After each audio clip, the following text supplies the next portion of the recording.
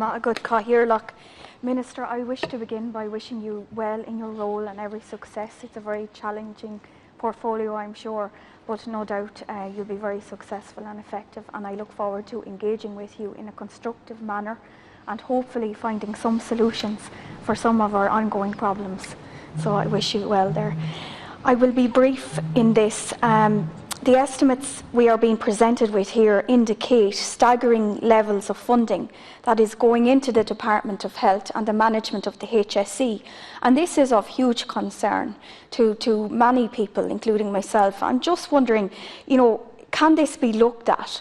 Because I think we need to make sure that we're taking responsibility and ensuring that the funding is directed adequately where it needs to be. For instance, like areas like disability services, I'm hearing all of the time that they're left short and that the services are inadequate. Areas such as mental health, which has been mentioned here a number of times already, home care help and packages, elderly people are being failed and they are being left to languish on long waiting lists for home help and home help packages.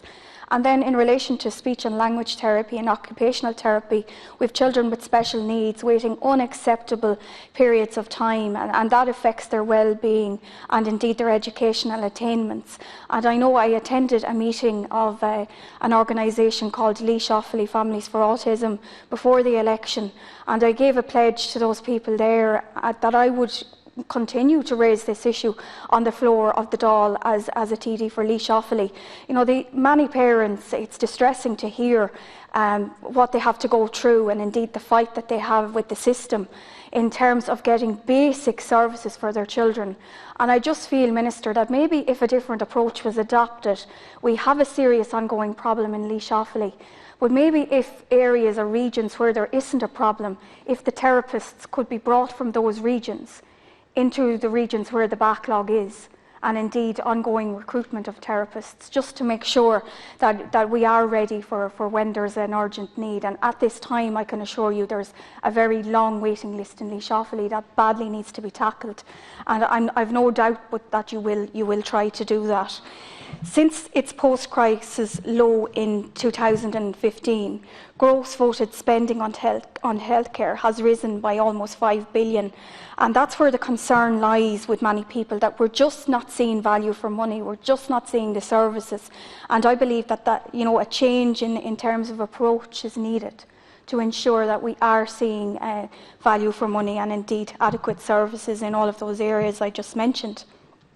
Will there be room in today's estimates for the appointment of an independent external facilitator in terms of Midlands Regional Hospital Portlaoise?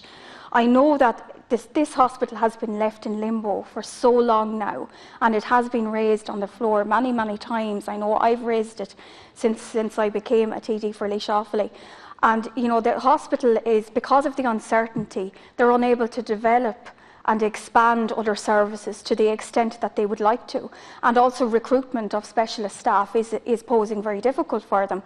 So Minister, I'd just like to appeal to you on that if you could bring a final resolution to that ongoing issue, I'd be very grateful. And as I say, the future of the facility has been in doubt for too long. With respect to the estimates themselves, we know primary care and mental health services have been receiving comparably smaller shares of additional funding. However, mental health services receives a very small share in overall terms. As I understand it from the PBO analysis, this is the result of a 46.5 million fall in capital budgets, which offsets current spending that is expected to rise by 51.3 million. I hope that this increased budget can be maintained.